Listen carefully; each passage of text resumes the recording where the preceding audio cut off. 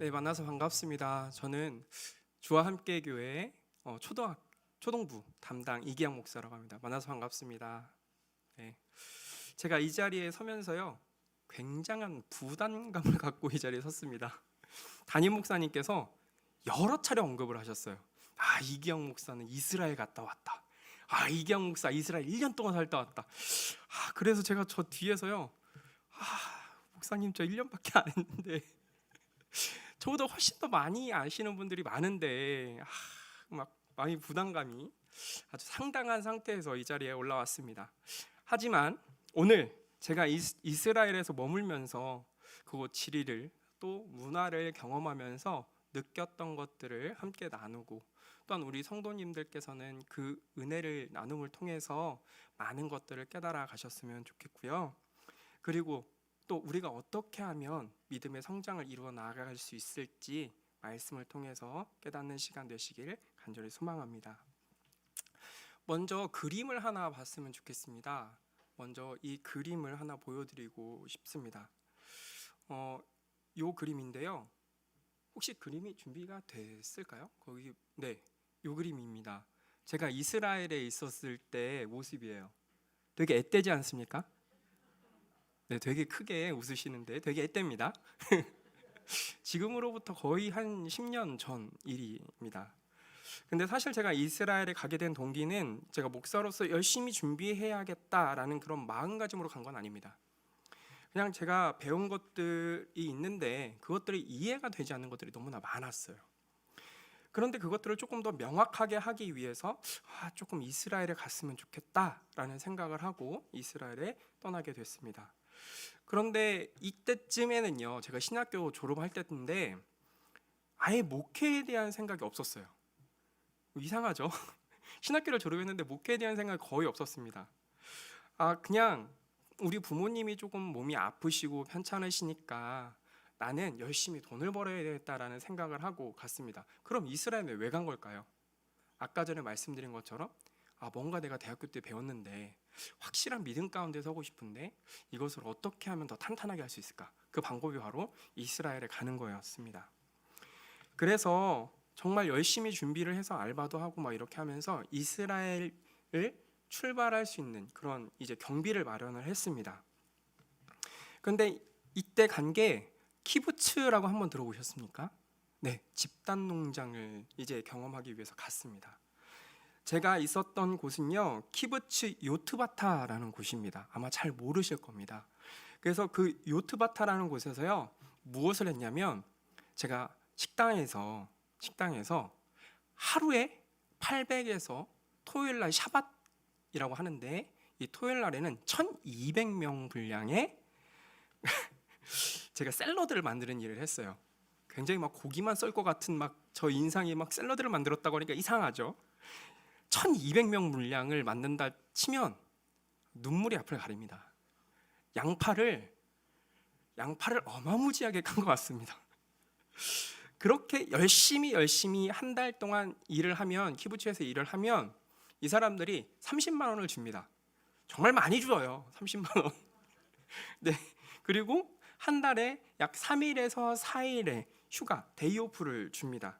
그리고 그것을 차곡차곡 모아서 이스라엘도 여행하고 가까이 붙어 있는 요르단도 여행하고 또 이집트도 여행하게 됐습니다. 그렇게 다양한 곳을 보면서 하나님의 마음은 이런 마음이었겠구나. 그리고 성경에 나타났던 이런 글귀들, 이런 말씀들은 하나님의 사랑을 이렇게 표현하는 것 아닐까라는 것을 조금씩 깨닫게 되었습니다. 그래서 되게 저는 즐겁고 재밌었습니다. 길바닥에서도 자본 적도 있어요. 너무 즐거워가지고 상상이 안 되시죠? 길바닥에서 그냥 노숙자처럼 이렇게 배낭 하나 놓고 그 배낭에 이렇게 머리를 이렇게 대고 그냥 잤습니다. 그게 마사다라는 곳인데 그곳에서 자기도 했습니다. 그만큼 재미있었던 것 같아요. 그런데 제가 한 가지 우리 성도님들에게 나누고자 하는 것은, 우리가 지리를 조금만 더 알면, 그리고 역사에 대해서 조금만 더 알면 뭔가 우리가 캐치하지 못했던, 뭔가 우리가 놓치고 있었던 부분들에 대해서 조금 더 명확하게, 또 하나님의 사랑에 대해서 조금 더 분명하게 볼 수 있다라는 부분이죠. 저는 오늘 이 시간 우리 성도님들께서 그런 기쁨의 시간이 되었으면 좋겠습니다. 그리고 더불어 우리의 믿음이 어떻게 조금 증명이 되는지 조금 살펴보려고 합니다. 자, 우리 말씀 한번 읽어보도록 하겠습니다. 말씀, 자, 민수기 9장 21절에서 22절 말씀입니다. 우리 함께 읽도록 하겠습니다. 시작. 혹시 구름이 저녁부터 아침까지 있다가 아침에 그 구름이 떠오를 때에는 그들이 진행하였고, 구름이 밤낮 있다가 떠오르면 곧 진행하였으며, 이틀이든지 한 달이든지 1년이든지 구름이 성막 위에 머물러 있을 동안에는 이스라엘 자손이 유진하고 진행치 아니하다가 떠오르면 진행하였으니. 제가 아까 잠깐 언급해드렸는데 제가 있었던 키부츠는요, 요트바타라는 곳입니다. 여기 한번 그림 한번 보시겠습니까?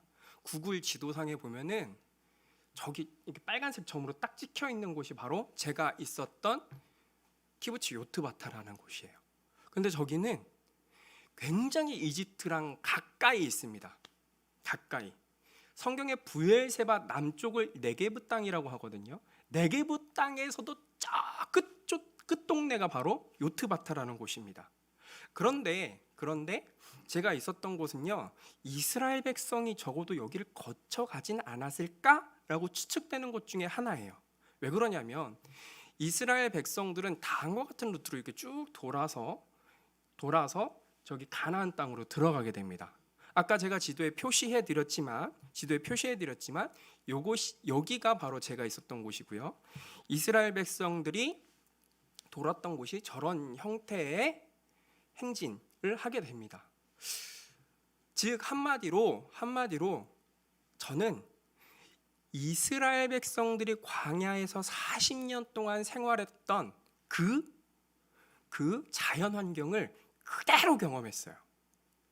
그러면 그대로 경험한 것을 한 글자로 표현하면 뭐가 될 것 같으세요? 이런 표현을 좀 써서 그렇지만 겁나 덥다였습니다. 한국에서 경험해보지 못한 더위, 그냥 겁나 덥습니다. 어떤 형태의 더위냐면 그냥 이렇게 손을 이렇게 내밀잖아요. 그럼 이게 여기 손끝에서부터 뭔가 타들어가는 느낌이 진짜 들어요. 그런 직사광선을 맞을 수 있는 곳이 바로 이곳입니다.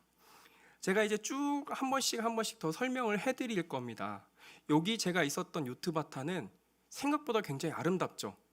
어머, 수영장이 있네? 맞습니다. 돈이 많은 키부츠예요. 집단 농장이에요.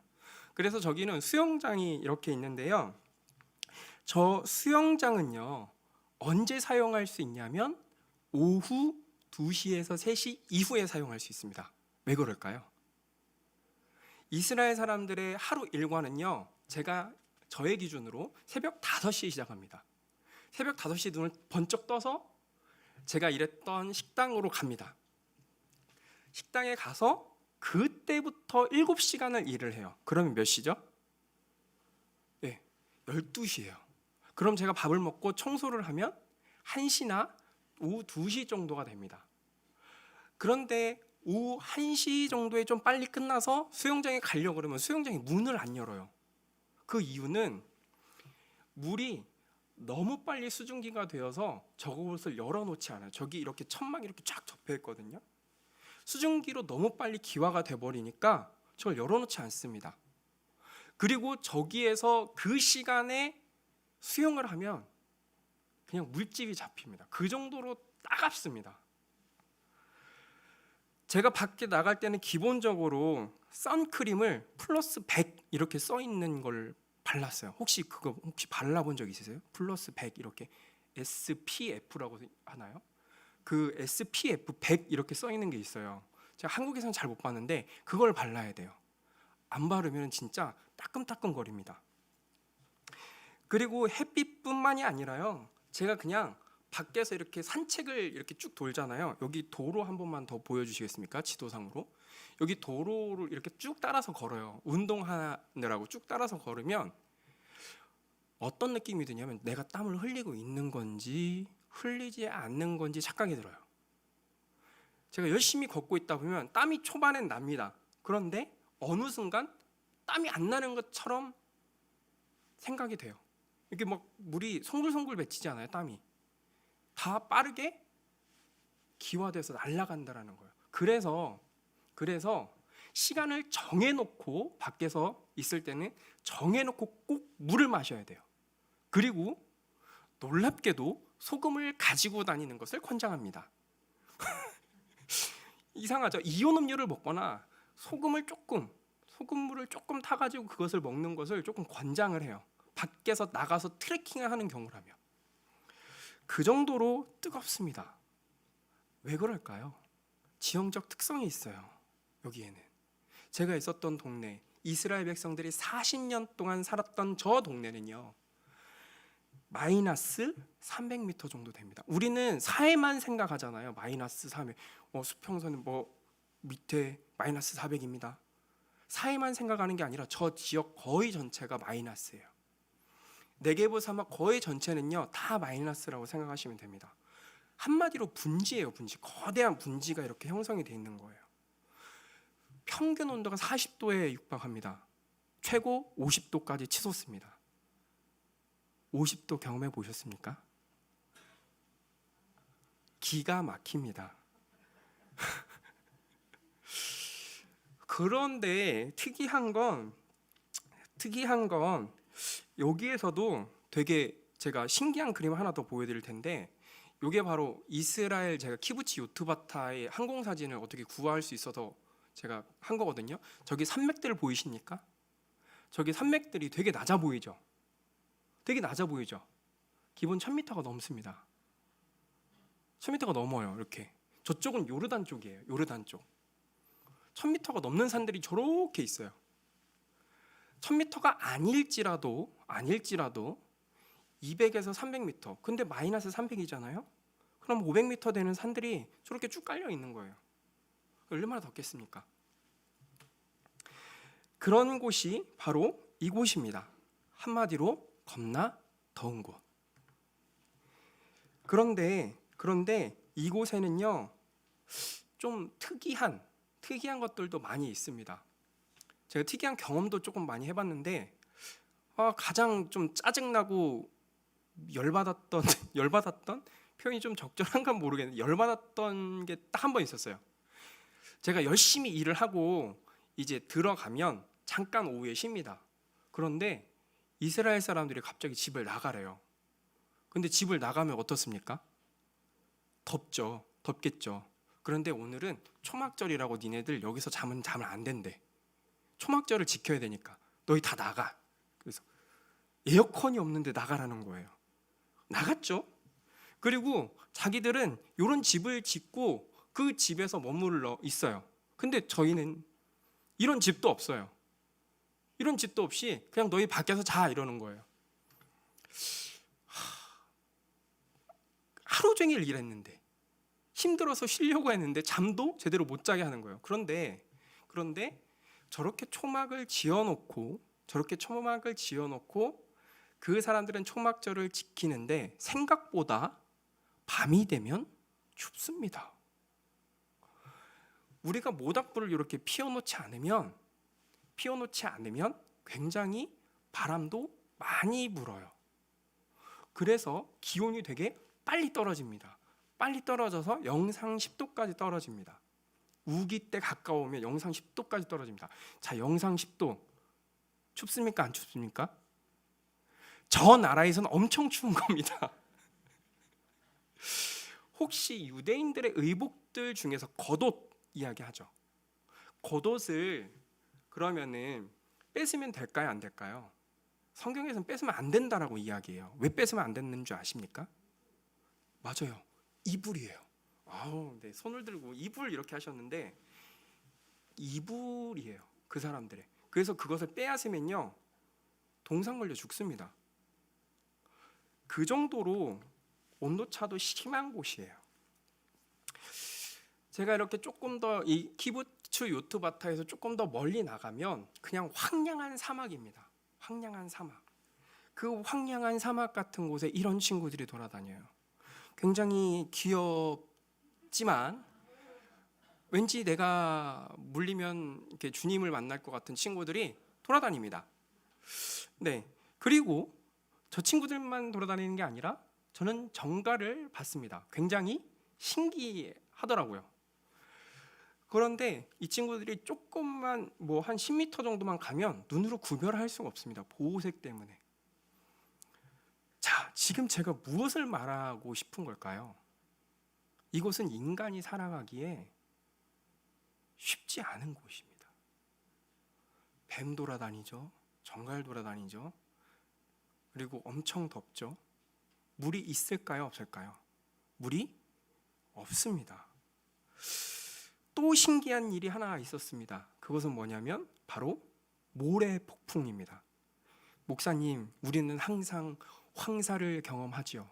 중국으로부터 엄청난 양의 중금속과 황사를 경험하는 게 그것이 뭔 대수겠습니까? 맞습니다. 몸에는 그 황사가 더 안 좋을지라도 이스라엘에서 경험했던 이 모래 폭풍은요, 느낌이 뭔가 다르더라고요. 진짜 공포감이 밀려듭니다. 이런 식으로 모래 폭풍이 불어요. 이런 식으로. 저게 이집트에서부터 쫙 이렇게 그 사우디아라비아부터 뭐 이스라엘까지 쫙 부는 모래 폭풍이거든요. 사하라 쪽에서부터. 얼마나 모래가 많을까요? 그리고 얼마나 바람이 강할까요? 이때는요, 무조건 선글라스를 끼라고 합니다. 왜 선글라스를 끼라고 하냐면 모래 알갱이들이 굉장히 빠른 속도로 지나가기 때문에 사람의 망막을 스크래치를 낸다고 해요. 때로는 수정체가 파괴될 정도로 강한 바람이 분다고 합니다. 그것뿐 아니라 사람의 살이요, 밖에 오래 있으면 찢겨 나간다 그래요. 그래서 이때 선물을 해줘요. 서로. 무슨 선물을 해줄 것 같으세요? 네? 뭐라고요? 고글. 고글. 이렇게 쓰고 다녀, 고글. 바세린을 선물해줘요. 바세린을 온몸에 바르게 해요. 그러면 이 바세린을 바른 상태에서 나가면 상처를 입지는 않더라고요. 그래서 바세린을 서로 주고받고 선물로 막 나눠줍니다. 자, 종합해보자면 이스라엘 백성들은 이곳에서 몇 년 동안 살았습니까? 40년 동안 살았습니다. 너무 덥고 척박하고 위험한 환경입니다. 이런 배경 지식을 가지고 우리 다시 한번 이 말씀을 한번 읽어봤으면 좋겠습니다.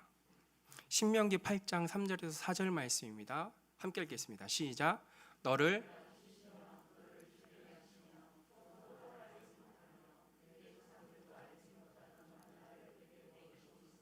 사람이 떡으로만 사는 것이 아니요 여호와의 입에서 나오는 모든 말씀으로 사는 줄을 내가 알게 하려 하심이니라. 40년 동안에 내 의복이 헤어지지 아니하였고 내 발이 부르트지 아니하였느니라. 아멘. 인간은 이런 곳에서 40년 동안 살아갈 수 없는 존재입니다. 광야에서 매일매일 만나를 하나님께서 주시지 않으면, 그리고 메추라기를 베풀어 주시지 않으면 금방 죽을 수밖에 없습니다. 그런데 이스라엘 백성들에게는요, 이 광야가 다른 의미로 인식되어집니다. 비록 인간이 살아갈 수 없는 척박한 환경이지만 하나님께서 함께 계시면 살아갈 수 있는 곳, 그리고 다른 의미로 이야기하자면 하나님을 경험할 수 있는 곳, 그곳이 광야라는 것입니다. 매일같이 눈을 뜨면 만나와 메추라기가 있고, 매일같이 하나님의 말씀 앞에서 순종해야만 살아갈 수 있는 그곳, 광야. 나의 순종이 내 삶의 기적을 만들어내는 곳, 그곳이 바로 광야라는 것입니다. 땀에 옷이 쩔어, 옷이 축축하게 젖어 있을지라도 옷이 헤어지지 않는 곳. 야채나 채소를 구할 수 없어도 영양적으로 불균형이 생기지 않고 발이 부르트지 않는 곳, 광야. 이스라엘 백성들은 하나님의 보호하심과 인도하심을 광야 가운데서 경험했습니다.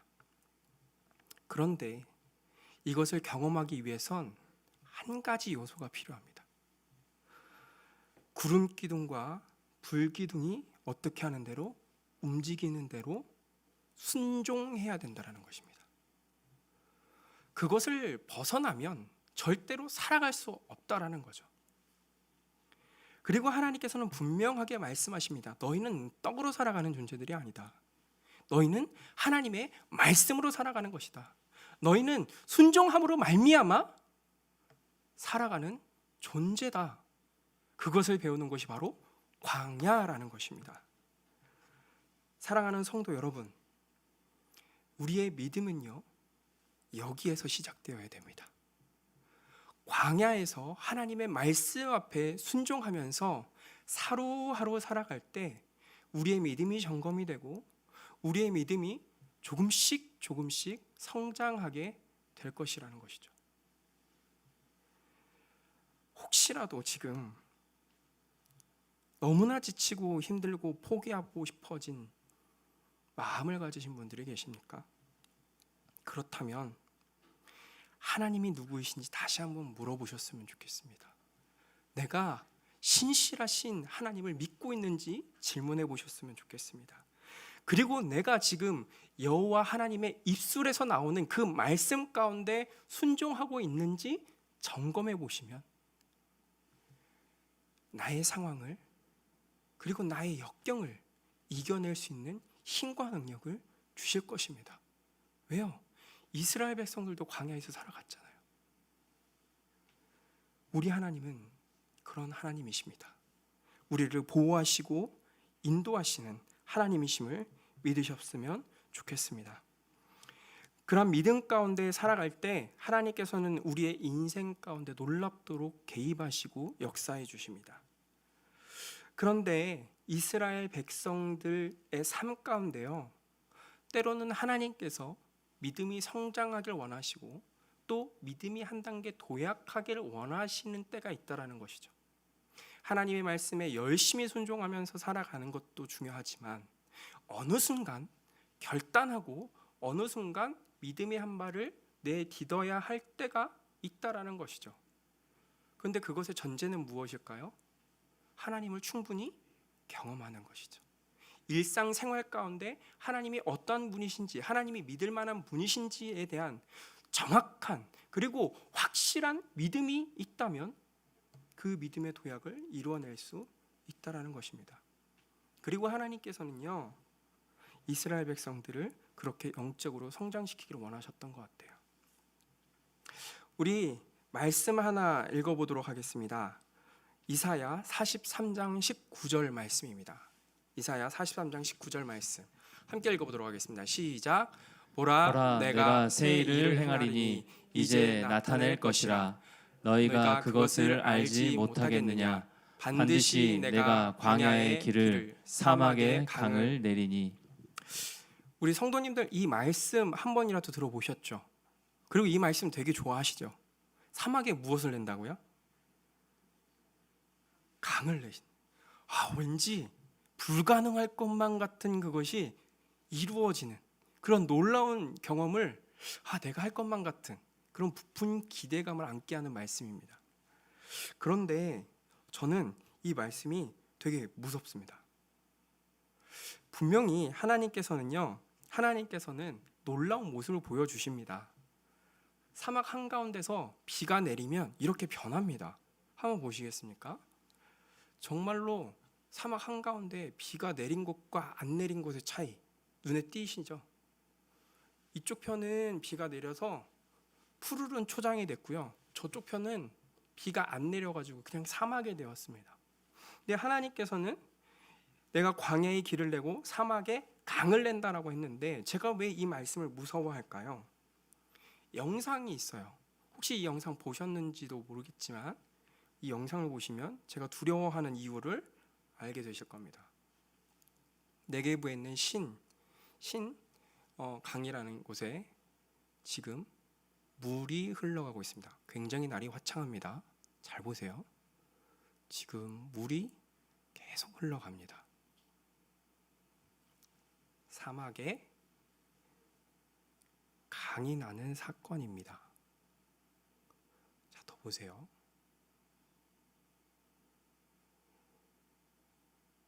제가 왜 이것을 무서워할까요?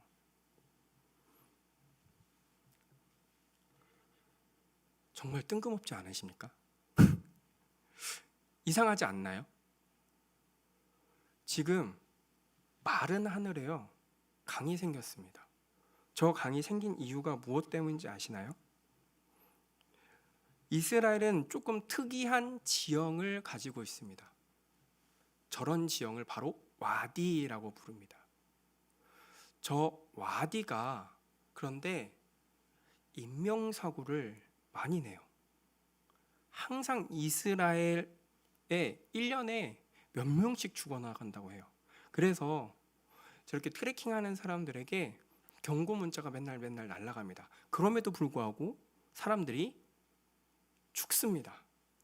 그 이유는 약간 이스라엘에만 있는 좀 특이한 지형 때문에 그렇습니다. 저것을 바로 와디라고 합니다. 한번 해보실까요? 와디. 이 와디는요, 건천이라고 해요. 즉 건기 때는 말라 있습니다. 하지만 우기 때는 저기가 바로 계곡이 되고 강이 됩니다. 그런데 비가 오는지 안 오는지가, 그리고 물이 흐르는지 안 흐르는지를 내가 모른다는 게 문제예요. 아까 전에도 보면 화면을 보셨으면 아시겠지만 비가 내렸습니까? 안 내렸어요. 비는 저 멀리에서 비가 내렸습니다. 그런데 그 비가 한꺼번에 모여서 이 와디로 흐르게 됩니다. 그 이유는 우리나라 토양과 이스라엘의 토양이 질이 많이 다릅니다. 특별히 이스라엘은요, 석회암이 되게 많아요. 석회암은 물을 흡수하는 게 아니라 물을 튕겨낸다라고 합니다. 그리고 그냥 튕겨내는 게 아니라 그 석회암 표면에 물이 닿으면 맨질맨질하게 바뀐다고 해요. 실제로 제가 트레킹을 하다가 그 나이키 신발 신고 갔거든요. 그날 비 안 올 줄 알고 나이키 신발 신고 갔는데 발을 접질렸어요. 그러니까 너무 미끄러운 상태니까 발을 접질리더라고요. 그것뿐 아니라 이 모인 물은요, 굉장히 빠른 속도로 흐르게 됩니다. 그래서 저렇게 와디에 물이 모여서 사람들이 휩쓸려 갑니다. 근데 저기가 되게 강폭이 좁아 보이죠? 강폭이 좁지 않습니다. 약 20m가 넘는 강폭이에요. 생각보다 강폭이 넓습니다. 그런데 저런 곳이 곳곳에 어디에 널려 있을까요? 그 네게브 사막에 널려 있습니다. 즉 내가 어디로 가는지 하나님의 인도하심을 받지 않으면 어디에서 비가 내리는지도 모르게 그 와디에 물이 고여서 휩쓸려 떠내려간다라고 생각해 보세요. 공포스럽지 않으십니까? 그런데 놀랍게도 이스라엘 백성들은 그곳에 몇 년 동안 살았어요? 40년 동안 삽니다. 저는 이것이 너무나 놀랍더라고요. 물론 저 네게브 땅에서는 많은 비가 내리진 않습니다. 하지만 1년에 두세 번은 내립니다. 그럼 두세 번은 저런 일들이 일어난다라는 의미잖아요. 그런데 하나님께서는 40년 동안 이스라엘 백성들을 지켜주십니다. 그리고 그들의 옷도 헤어지지 않고 단 한 사람도 죽지 않고 하나님께서 보호하시고 인도해 주시죠. 그런데 이제 본격적으로 조금 믿음에 대해서 좀 생각해 보려고 합니다. 그런 하나님을 경험한 이스라엘 백성들, 그런 믿음을 가진 이스라엘 백성들에게 하나님께서는 결단하게 하십니다. 그 결단하게 하시는 게 바로 여호수아서 3장 13절에서 14절의 말씀입니다. 온 땅의 주 여호와의 궤를 맨 제사장들의 발바닥이 요단 물을 밟고 멈추면 요단 물 곧 위에서부터 흘러내리던 물이 끊어지고 쌓여 서리라. 백성이 요단을 건너려고 자기들의 장막을 떠날 때에 제사장들은 언약궤를 메고 백성 앞에 행하니라. 지금 이게 어떠한 장면일까요? 이스라엘 백성들이 어디를 건널 준비를 하고 있나요? 요단강을 건널 준비를 하고 있습니다. 그런데 가장 앞에 누가 있죠? 언약궤를 맨 제사장들이 있습니다. 그런데 제가 아까 말씀드렸던 것들을 좀 종합적으로 살펴보셨으면 좋겠습니다. 지금 요단강에 아까처럼 물이 흘러간다라고 생각해 보세요. 저 물이 그냥 물만 흘러갑니까? 아니죠. 돌이 흘러갈 겁니다. 뾰족한 돌, 큰 돌, 작은 돌, 그리고 흙, 이런 것들이 뒤섞여서 흘러갑니다. 그럼 저것처럼 좀 이렇게 천천히 흘러갈까요? 아니요. 지금 여기에는요, 홍수가 나서 요단강이 넘치는 시기입니다. 굉장히 빠른 속도로 물이 흘러간다라는 거예요. 그런데 그 앞에서 지금 여호와의 언약궤를 맨, 즉 여호와의 언약궤를 맨 제사장들이 발을 담가야 돼요. 그럼 이것은 무엇을 의미하는 걸까요? 헛디디면 죽는 거죠. 내가 하나님에 대한 믿음이 없다면 그냥 죽음을 향해 뛰어 들어가는 겁니다. 언약궤가 몇 킬로인지 아십니까? 90킬로입니다. 약 89킬로 정도 되거든요. 4명이 듭니다. 4명이. 4명이 이렇게 메고. 그럼 한 사람 앞에 있는 2사람이 휩쓸려 내려가면 나머지 2사람도 따라서 휩쓸려 내려가는 거예요. 그런데 여기서 우리가 한번 생각해 봐야 될 것이 있습니다. 그럼 이 여호와의 언약궤를 맨 제사장들은 어떻게 해서 저기에 발을 담글 수 있는 믿음을 갖게 되었을까요? 그건 전 단순하다라고 생각합니다. 이 제사장들은요, 40년 동안 무엇을 계속 경험합니까? 하나님의 보호하심, 인도하심 경험하지 않았을까요? 비가 내릴 때마다 이들은 초조했을 거예요.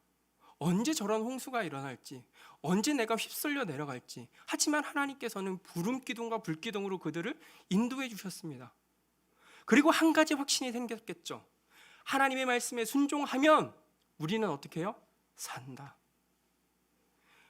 하나님의 말씀에 순종하지 않으면 우리는 죽는다. 그것을 경험하지 않았을까요? 그래서 여호와의 언약궤를 맨 그 제사장들은 하나님의 말씀에 100% 순종하고 발을 내디딜 수 있었던 것입니다.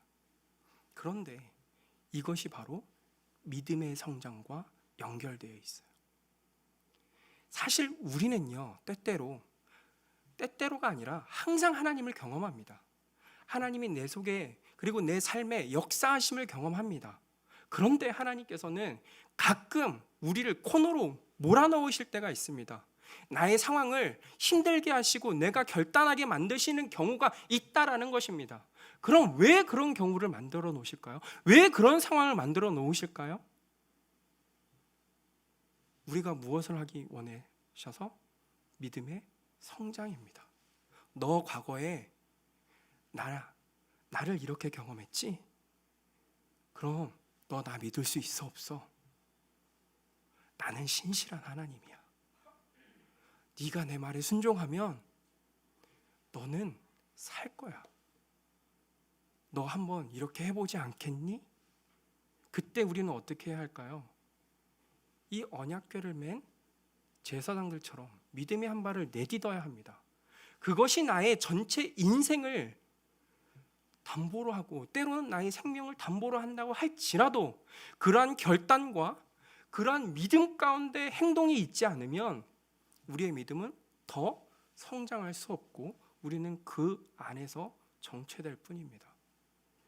사랑하는 성도 여러분, 하나님의 말씀을 온전히 믿으셨으면 좋겠습니다.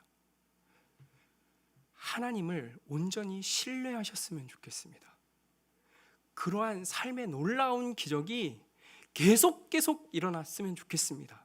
그래서 내가 결단해야 될 그 순간 주저주저 하지 않고 과감하게 한 발을 내딛는 그런 믿음의 한 발을 내딛을 우리 성도님들 되셨으면 좋겠습니다.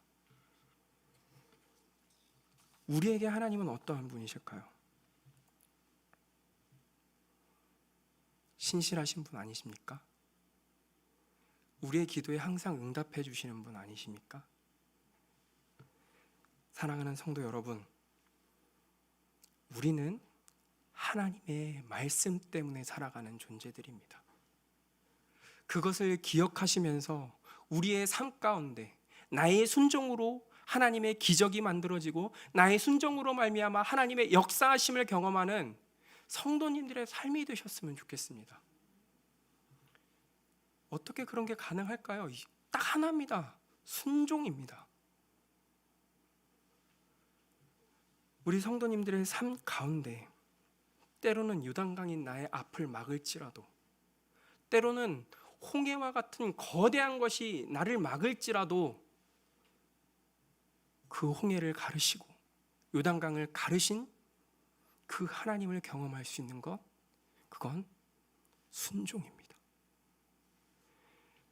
우리 이 순종함으로 하나님께 나아가셨으면 좋겠습니다. 그리고 우리 삶 전체를 통하여 하나님께 기쁨이 되고 하나님께 영광이 되는 그러한 일들이 넘쳐났으면 좋겠습니다. 사실 이 설교문에는 없는데 제가 한 가지 추가적으로 더 말씀드리고 싶은 게 있습니다. 길갈 들어보셨습니까? 길갈이 어떤 곳이죠? 여호와의 언약궤를 맨 제사장들이 머물러 있었던 그곳, 그 자리에 가장 큰 돌 몇 개? 12개를 뽑아서 지계석을 세워놓은 곳이 바로 그 비석 같은 거를 세워놓은 곳이 바로 길갈입니다. 우리 성도님들의 삶 가운데 이러한 길갈이 넘쳐나시길 간절히 소망합니다. 그래서 하나님이 나와 함께 하셨어. 그리고 그 하나님이 나의 인생뿐 아니라 우리의 자녀들의 인생까지 함께 하시길, 그런 놀라운 기적들이 일어나길 간절히 소망합니다. 그런데 우리는 그 믿음의 한 발을 내딛길 굉장히 힘들어하죠. 어려워합니다. 그 이유는 내가 때로는 포기해야 될 것, 내가 감정적으로 힘들고 어려운 상황에 처해 있어서 주저하기 때문입니다. 근데 이 말씀 하나 우리 같이 읽었으면 좋겠습니다. 우리 고린도전서 10장 13절 말씀입니다. 고린도전서 10장 13절 말씀 우리 함께 읽겠습니다. 시작.